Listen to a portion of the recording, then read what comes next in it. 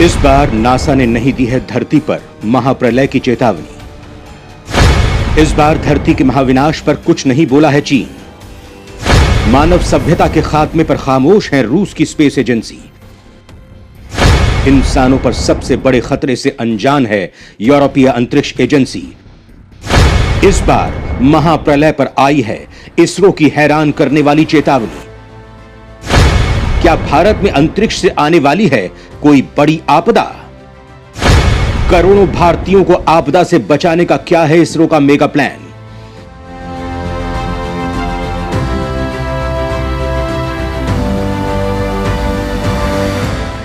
दोस्तों, अगर आप चैन से सो रहे हैं तो जाग जाइए, क्योंकि कुछ ऐसा होने वाला है जिसकी मैंने और आपने कभी कल्पना भी नहीं की होगी। कुछ ऐसा जो हमारी सोच से परे होगा, जो विनाश की तस्वीर दिखाएगा। कुछ ऐसा ही होने वाला है इस धरती पर। दोस्तों, यह बड़ी बात इसलिए है क्योंकि पहली बार भारत की स्पेस एजेंसी के चीफ ने क्लियर कह दिया है कि मानव सभ्यता और धरती पर अब बहुत बड़ी आपदा से दो चार होने वाली है। दोस्तों, अंतरिक्ष में ताबड़तोड़ अंतरिक्ष मिशन भेजने जा रही भारतीय स्पेस एजेंसी के इस ऐलान ने पूरी दुनिया में हड़कंप मचा दिया है।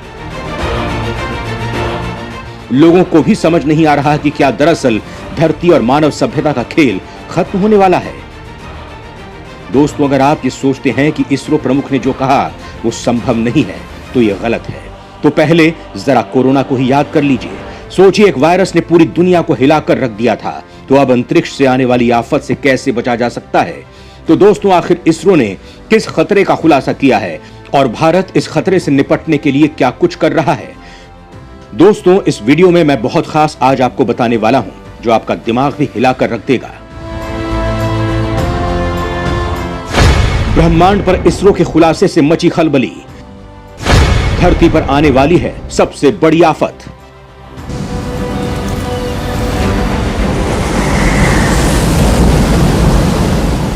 दोस्तों, इसरो ने पहली बार धरती को लेकर एक बड़ी चेतावनी दी है।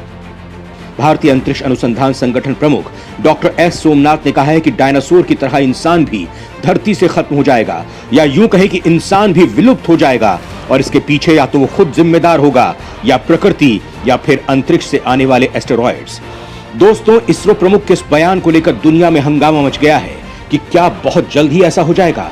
क्या वास्तव में इसरो के पास इस बात के आंकड़े मौजूद हैं? और अगर ऐसा हो रहा है तो इसरो का वो प्लान क्या है जो इंसान को बचाने में रामबाण साबित होगा? दोस्तों, मैं आपको इसरो के इस प्लान से रूबरू करवाता हूं, लेकिन इससे पहले धरती पर आने वाली आफत को जान लेते हैं।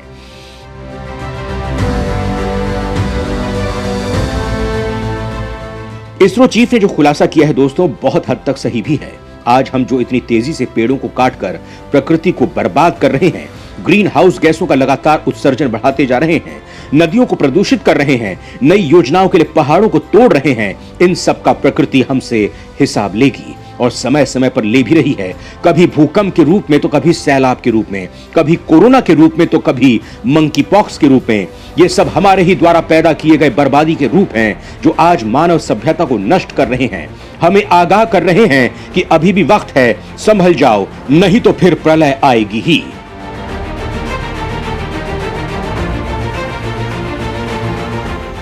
दोस्तों, इस मामले में हिंदू शास्त्र में बहुत कुछ कहा गया है। इनके मुताबिक महाप्रलय चार तरह की होती हैं।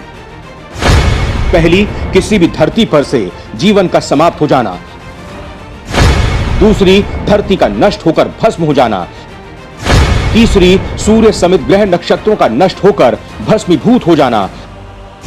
और चौथी, भस्म का ब्रह्मा में लीन हो जाना, यानी फिर से शून्य अवस्था में चले जाना।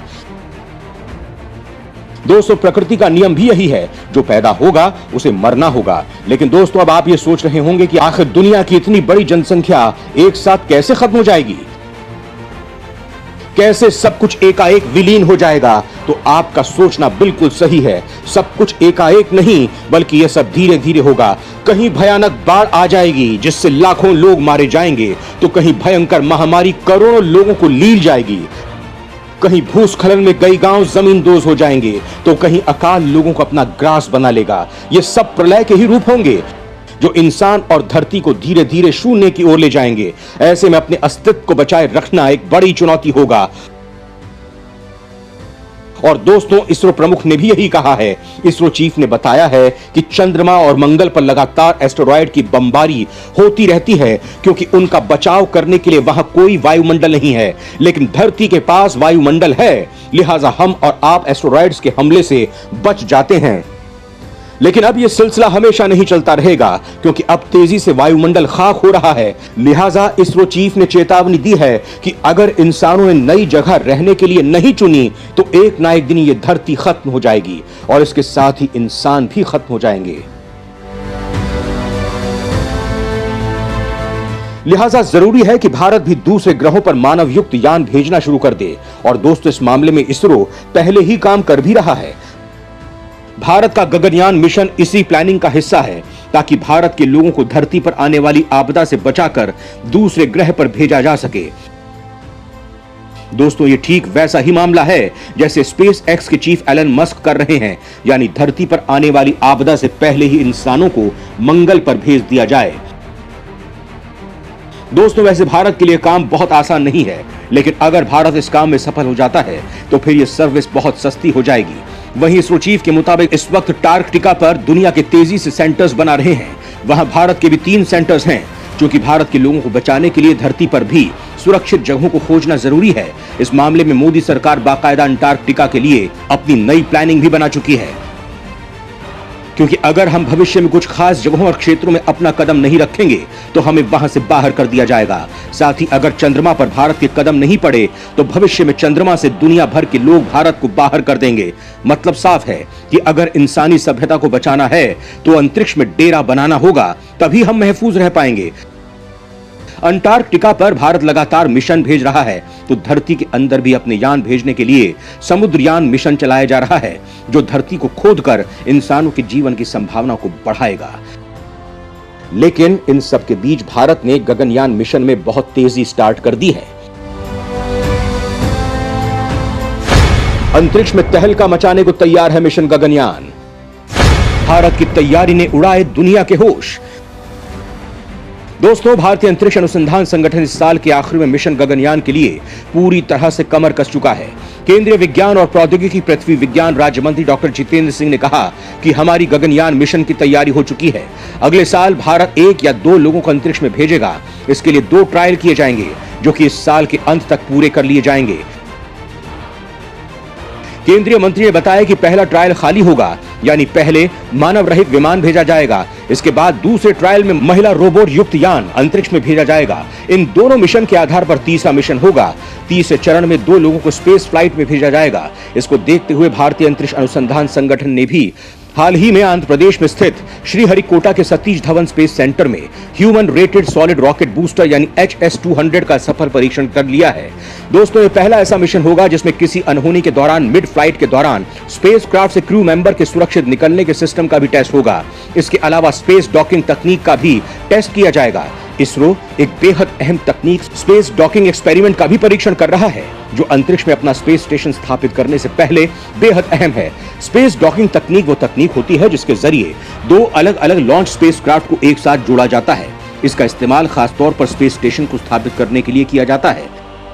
दोस्तों, इसरो ने 2019 में ऐलान किया था कि वो पहले human space flight mission launch करने के 5 से 7 साल बाद अंतरिक्ष में अपना स्पेस स्टेशन स्थापित करने की योजना का खुलासा करेगा।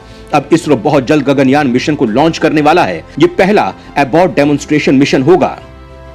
दोस्तों, एबॉर्ट मिशन किसी अनहोनी होने की स्थिति में स्पेसक्राफ्ट की उड़ान के दौरान क्रू मेंबर के बीच में से इससे निकलने की प्रक्रिया होती है। साल 2018 में इसरो ने पैड एबॉर्ट टेस्ट का परीक्षण किया था। इस दौरान लॉन्च पैड के दौरान किसी इमरजेंसी में क्रू मेंबर के बचने के तरीके का टेस्ट किया गया था। एबॉर्ट मिशन के लिए इसरो ने एक टेस्ट व्हीकल बनाया है।